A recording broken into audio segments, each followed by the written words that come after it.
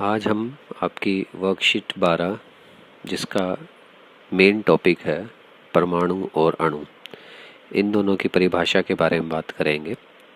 सबसे पहले एक बड़ा अच्छी इंट्रोडक्शन के साथ में शुरू की गई है कि यदि किसी पदार्थ को विभाजित या टुकड़ों में तोड़ते जाएं तो हमें क्या कण प्राप्त होता है। जो ये कण प्राप्त हो रहे हैं, इन्हीं कणों से पदार्थ का निर्माण होता है। हमने कणों की विभिन्न जो है लक्षण पढ़े थे, तो हमने ये भी पढ़ा था कि पदार्थ जो है कणों का समूह है।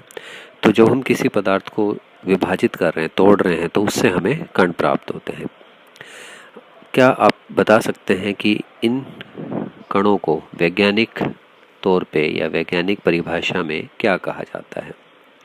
तो इसमें जो ज्ञान है वो ये कहता है कि इन कणों को वैज्ञानिक तौर पर अणु कहते हैं। तो ये पहली चीज़ आ गई हमारे पास में। अणु क्या होते हैं? अणु पदार्थ के वे कण हैं जिनको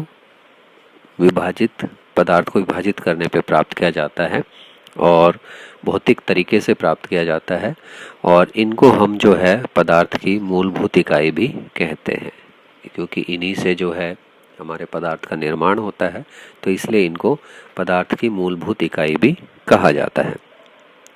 उसके बाद में अगर अणुओं का निर्माण और भी अविभाज्य सूक्ष्म कणों से होता है, हम ये नहीं कह सकते कि अणु सबसे छोटी चीज़ होती है किसी भी पदार्थ की। अणु से भी छोटी चीज़ होती है, और इन अणुओं से जो छोटी चीज़ जिसको कि अविभाज्य जो सूक्ष्म कण है, उनको क्या कहा जाता है? उनको परमाणु कहा जाता है। तो सबसे छोटी चीज़ अब क्या हो गई? परमाणु। परमाणु मिलकर अणु बनाते हैं, और अणु मिलकर क्या बनाते हैं? पदार्थ बनाते हैं। तो अणुओं को जो है विभाजित नहीं किया जा सकता भौतिक तरीके से। रासायनिक तरीके से हम इनको विभाजित कर सकते हैं, लेकिन भौतिक तरीके से अणुओं को, परमाणु को विभाजित नहीं किया जा सकता। और अणु जो है वो क्या है? एक तरह से परमाणुओं का समूह है। तो परमाणु क्या हो गया? पदार्थ की रचनात्मक इकाई। और अणु क्या था? पदार्थ की मूलभूत इकाई। तो ये दो चीज़ें आपको ध्यान में रखनी है कि अणु जो है वो मूलभूत इकाई है, और परमाणु क्या है? रचनात्मक इकाई है। अब प्रश्न आता है कि ये जो परमाणु होते हैं, इनका आकार कितना होता है? ये कितने आकार के होते हैं? साइज क्या होता है इनका? तो ये अगर हम सोचें तो भी इतने अत्यधिक छोटे होते हैं, जैसे कि एक कागज़ है, उस कागज़ की आप देखो कितनी मोटाई कितनी है, बिल्कुल पतला सा। हम हाथ में टच करते हैं तो ऐसा लगता है कि हम उंगलियों को ही टच कर रहे हैं। उसके अंदर भी जो है आपके करोड़ों परमाणु उपस्थित होते हैं। एक कागज़ की मोटाई में कई लाख परमाणु, हम कह सकते हैं कई लाख मतलब करोड़ों परमाणु उपस्थित होते हैं, और इतने अत्यधिक छोटे होते हैं कि उनको नापने के लिए जो एक अलग से यूनिट है जिसको कि हम कहते हैं नैनोमीटर।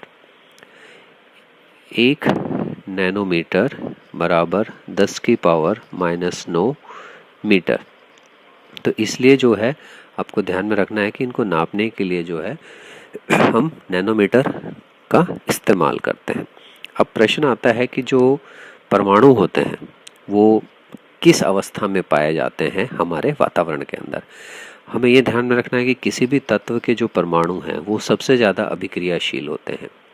इस कारण से जो है वो किसी न किसी के साथ जुड़े हुए मिलेंगे। तो इसमें जो है हमारे धातु रह धातु की जब हम बात करते हैं, तो ज़्यादातर जो धातु वाले परमाणु हैं वो आपको यौगिकों के रूप में मिलेंगे, और जो अधातु वाले हैं वो आपको जो है अणु के रूप में मिल जाएंगे। जैसे कि एक ऑक्सीजन का परमाणु दूसरे ऑक्सीजन के साथ मिलकर जो है एक अणु बना रहा है। इसी तरह से एक हाइड्रोजन दूसरे हाइड्रोजन के साथ मिलके एक अणु हाइड्रोजन बना रहा है। इसी तरह एक क्लोरीन दूसरी क्लोरीन के साथ मिलके एक क्लोरीन अणु बना रही। तो इस तरह से आपको अधातु वाले तो मिल जाएंगे, लेकिन अगर हम धातु की बात करें तो धातु आपको कभी भी इस तरह से नहीं मिलेगी कि एक धातु का परमाणु दूसरे धातु के परमाणु के साथ जुड़ सके।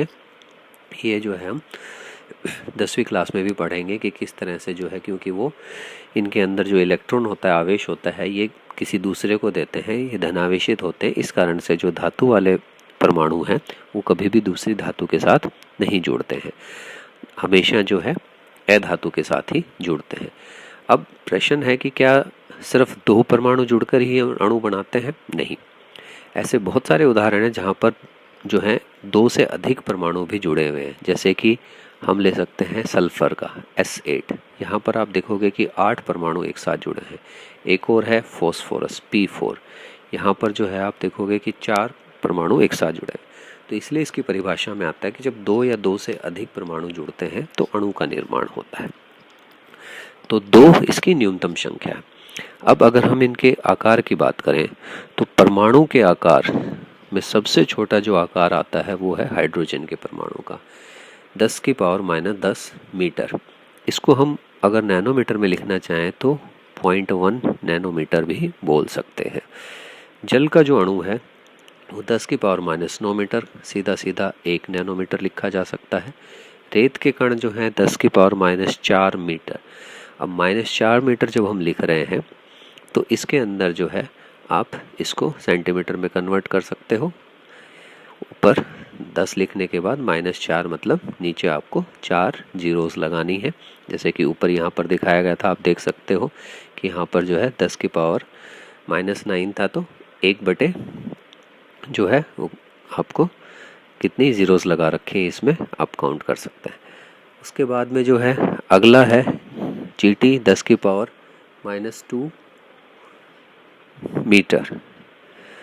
उसके बाद जो है तरबूज का आकार है 10⁻⁻1 मीटर। अब इसी पे आधारित जो है हम प्रश्न देखेंगे।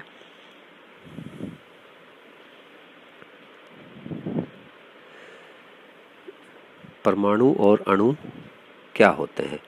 तो परमाणु क्या होते हैं? ये पदार्थ की रचनात्मक इकाई है जो कि अविभाज्य सूक्ष्मतम कणों कहा जाता है इसको, ठीक है। और अणु क्या है? ये आपके पदार्थ की मूलभूत इकाई है। तो ये दोनों परिभाषा इसमें लिखनी है। उदाहरण सहित समझाइए। तो परमाणु और अणु के उदाहरण की बात करें तो हमने बहुत सारे ऊपर भी देखे हैं। परमाणु के उदाहरण में आप जो है कोई भी एक एटम, कोई भी एक अणु लिख सकते हो इस तरह से। ये सारे आपके जो हैं परमाणु के उदाहरण हैं। अगर आपको अणु लिखना है तो हम अणु के उदाहरण इस तरह से लिख सकते हैं। उसके बाद में रिक्त स्थानों में अगर हम भरते हैं तो परमाणुओं के आकार को किससे नापा जाता है? नैनोमीटर के अंदर नापा जाता है। 1 नैनोमीटर कितने मीटर के बराबर है? 10⁻⁹ जल का अणु जो है कितना है? कितने? 10⁻⁹ और 1 नैनोमीटर। हाइड्रोजन का परमाणु कितने नैनोमीटर के बराबर है? 10⁻⁻10 या 0.1 नैनोमीटर। तो इस तरह से जो है, और लास्ट में किन्हीं 3 परमाणुओं के नाम लिखने हैं आपने। तो कोई भी 3 परमाणु आप जो है सोडियम, हाइड्रोजन, कैल्शियम, मैग्नीशियम, कोई भी जिसका अकेला एक लिखना आपने, उसको जो है किसी के साथ जुड़ा हुआ नहीं दिखाना है, वो सब परमाणु कहलाएंगे, कोई भी 3 परमाणु। तो आपको ये जो है वर्कशीट पसंद आई होगी। मैं पिछली वर्कशीट में भी कहा था कि बेटा एक बार चैनल को सब्सक्राइब ज़रूर करें, क्योंकि आपको बहुत सारी वीडियोस जो मिलेंगे आगे फिर सब्सक्रिप्शन से ही मिल पाएंगी। तो इसमें बहुत कुछ सीखना है हमें, और बहुत कुछ बातें इसमें और नई आती रहेंगी जो इस चैनल के माध्यम से मिलते रहेंगी।